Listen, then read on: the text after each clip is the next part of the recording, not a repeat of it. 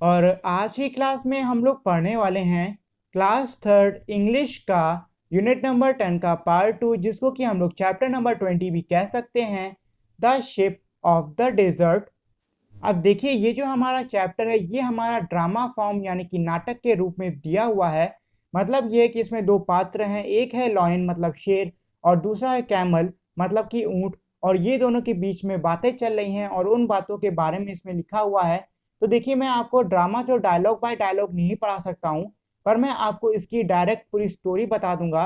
और रही बात ड्रामा की, तो वो आप लोग चाहो तो दो लोग का एक समूह बना के इसमें एक इंसान लॉयन बन जाएगा, दूसरा इंसान कैमल, और एक दूसरे के डायलॉग बोलते हुए इस ड्रामा को कर सकते हो। तो ये रही इस चैप्टर की मीनिंग, और इसकी जो मीनिंग है वो मैं आपको हर पेज के हिसाब से समझा देता हूँ। जैसे कि पहले पेज में शेर और ऊंट आपस में मिलते हैं। तो शेर कहता है कि तुम कौन हो। तो कैमल उसे भी देख के बोलता है कि तुम कौन हो, मुझे तो सब लोग रेगिस्तान का जहाज कहते हैं। तो जो शेर है वो कहता है कि मुझे सब लोग जंगल का राजा कहते हैं, लेकिन तुम्हें जहाज कैसे कह सकते हैं, तुम तो जानवर हो। दूसरे पेज की मीनिंग है कि जो ऊंट है वो मुस्कुराते हुए कहता है कि मुझे जहाज इसलिए लोग कहते हैं क्योंकि मैं चिलचिलाती धूप में जलती हुई रेत पर बिना किसी परेशानी के कड़ी धूप में सफर कर सकता हूँ। तो जो शेर है वो कहता है कि मैं तुम पे यकीन नहीं करता हूँ। जो ऊंट है वो शेर से पूछता है क्या तुम रेत पर चल सकते हो। तो जो शेर है वो कहता है कि नहीं, मैं शायद नहीं चल पाऊंगा, लेकिन मैं जंगल में बहुत ही अच्छे तरीके से चल लेता हूँ बिना किसी परेशानी के। तो जो ऊंट है वो शेर से कहता है कि ऐसा तो हर कोई जानवर कर सकता है, लेकिन मैं जो रेत है उस पर दौड़ सकता हूँ 25 किलोमीटर प्रति घंटे की रफ्तार से। तीसरे पेज की ये मीनिंग है कि जो ऊंट है मतलब कि जो कैमल है वो शेर की ओर देखते हुए कहता है कि देखो मेरे पैरों को, ये कितने गद्देदार और मोटे हैं। तो शेर है वो भी कहता है कि मेरे पैर भी बहुत ज्यादा गद्देदार हैं, इससे कि मुझे कांटे आंटे नहीं चुभते हैं मेरे पैर में, और मैं 80 किलोमीटर प्रति घंटे की रफ्तार से सफर कर सकता हूँ।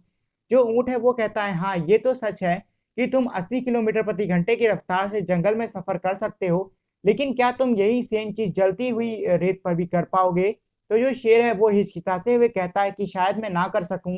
इसके बाद जो ऊंट है वो शेर से कहता है कि क्या तुम बिना पानी के रह सकते हो। तो जो शेर कहता है कि नहीं, मैं तो नहीं रह सकता हूँ, क्या तुम रह सकते हो। तो जो ऊंट है वो कहता है कि हाँ, मैं रह सकता हूँ, क्योंकि रेगिस्तान में कोई भी नदी या फिर वहां पे कोई भी तालाब नहीं होता है, इसीलिए मुझे कहीं भी पानी पीने को नहीं मिलता है, लेकिन उसके बावजूद मैं अपने शरीर में 200 लीटर या फिर 200 बोतल भर का पानी एक बार में जमा कर सकता हूँ। अब ये है चौथे पेज की मीनिंग। तो शेर कहता है क्या वाकई में तुम्हारा पेट बहुत ही बड़ा है। तो जो ऊंट है वो कहता है कि हाँ, मेरा पेट बहुत ही बड़ा है। जो खाना और पानी होता है उसको मैं अपने हम मतलब कि कुबड़ में इकट्ठा करता हूँ, और मैं बहुत ही ज्यादा खा लेता हूँ ताकि मुझे बार बार भूख ज्यादा नहीं लगे। तो ये सुन के जो शेर है वो कहता है कि ये तो बहुत ही इंटरेस्टिंग है, मतलब बहुत ही मजेदार है, तुम क्या खाते हो। तो जो ऊंट है वो कहता है कि मैं घास फूस खा लेता हूँ, लेकिन रेगिस्तान में पेड़ नहीं होते हैं, तो मैं उसके लिए वहां पे कांटेदार मिलने वाले झाड़ियों को भी खा लेता हूँ। और ये कहते हुए वो अपनी जीभ दिखाता है और कहता है देखो मेरी जीभ कितनी मोटी है और कितनी ज्यादा सख्त है।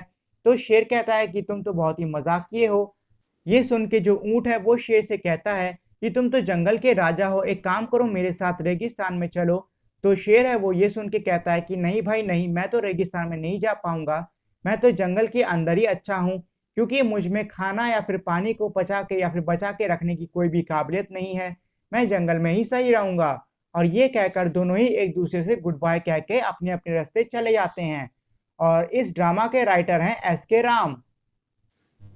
तो ये तो हो गई इस चैप्टर की मीनिंग। आइए अब इस चैप्टर में कुछ क्वेश्चंस भी हम उन्हें भी कर लेते हैं।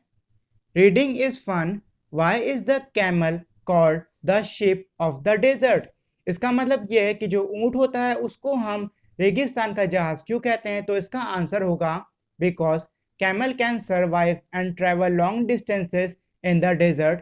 इसका मतलब ये है कि क्योंकि जो ऊंट होता है वो रेगिस्तान में ना सिर्फ सर्वाइव मतलब कि जी पाता है, बल्कि वो काफी लंबे लंबे सफर के लिए ट्रैवल भी कर सकता है। For how many weeks can a camel store food in its hump. इसका मतलब यह है कि कितने हफ्तों के लिए एक ऊंट अपने हम्प मतलब कुबड़ के अंदर खाना जमा कर सकता है। तो इसका आंसर होगा 2 weeks. What does the camel eat in the desert. इसका मतलब यह है कि जो ऊंट होता है वो रेगिस्तान में क्या खाता है। तो इसका आंसर होगा थॉर्नी बुशेस, मतलब कांटेदार झाड़ियां।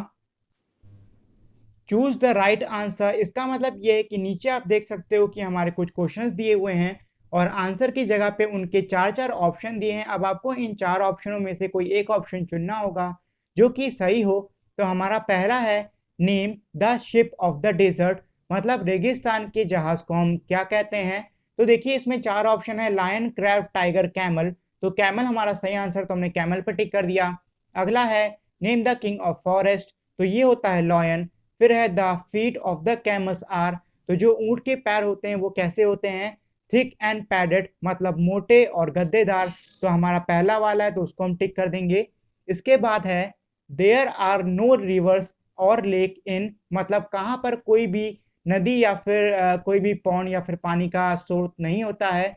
तो ये हमारा डेजर्ट यानी कि रेगिस्तान में होता है। At a time A camel can drink, इसका मतलब ये है कि एक बार में जो ऊंट है वो कितना पानी पी लेता है। तो वो है हमारा 200 बॉटल्स ऑफ वाटर, मतलब 200 बोतलों का पानी। फिर है एक camel store its food in its, मतलब ये है कि जो ऊंट होता है वो अपने खाने को कहाँ पर इकट्ठा करता है। तो वो अपने खाने को इकट्ठा करता है अपने हम्प, मतलब कि कुबड़ के अंदर। और आगे बढ़ने से पहले मैं आप लोगों से एक रिक्वेस्ट करना चाहूंगा, वो है ये कि अगर आप लोगों ने अब तक इस वीडियो को लाइक और शेयर नहीं किया है तो इस वीडियो को लाइक और शेयर कर दें। और अगर आप मेरे इस चैनल पर नए हो तो इसे सब्सक्राइब करके बेल आइकन को भी दबा दें, जिससे कि आपको मेरे चैनल के सारे अपडेट्स जल्द से जल्द मिल सकें। Word building, make as many words as you can from within the given words, the first one is done for you। इसका मतलब ये है कि नीचे जो हमारे शब्द दिए हुए हैं आपको उन शब्दों से और नए नए शब्द बनाने होंगे और आपके लिए एक ऑलरेडी किया हुआ है। तो जो इन्होंने किया है वो है रोरिंग। तो रोरिंग में इन्होंने इन, रैन और रॉर बनाया है। फिर है फ्राउनिंग, तो फ्राउनिंग में हम लोग बना सकते हैं ऊन, फ्राउन और इंग। फिर है ब्लिंकिंग, तो ब्लिंकिंग में हम लोग वर्ड्स बना सकते हैं ब्लिंक, लिंक और किंग। और आखिरी है हमारा वंडरिंग, तो वंडरिंग में हम लोग बना सकते हैं वंडर, रिंग और इन। वैसे तो हम लोग इसमें और भी वर्ड्स बना सकते हैं, तो अगर आप लोग चाहो तो अपने मन से और वर्ड्स में बना के लिख सकते हो। Match the pictures with the word given below, इसका मतलब ये है कि नीचे जो तस्वीरें दी हुई हैं और ऊपर के जो वर्ड दिए हुए हैं आपको नीचे लिखना होगा कि वो वर्ड कौन सी तस्वीर को बिलोंग करता है। जैसे कि पहले वाले में आप देख सकते हो एक शेर का मुंह है और उसके चारों तरफ बहुत सारे बाल हैं उसके मुंह पे, तो इसको हम मेन कहते हैं। मेन का मतलब ही ये होता है कि एक मोटी चौड़ी ऐसी गर्दन जिसपे कि बहुत सारे बाल हों। फिर हमारा एक पैर बना है तो वो हम हो जाएगा फीट। फिर है घोड़े का पैर जिसको कि हम लोग हूफ कहते हैं। फिर एक मुर्गी की चोंच और उसका मुंह बना है जिसको कि हम लोग बीक कहते हैं। फिर किसी जानवर का पंजा है जिसे हम लोग पॉ कहते हैं। फिर है बिल्ली और बिल्ली की मूछें जिसको कि हम लोग विस्कस कहते हैं।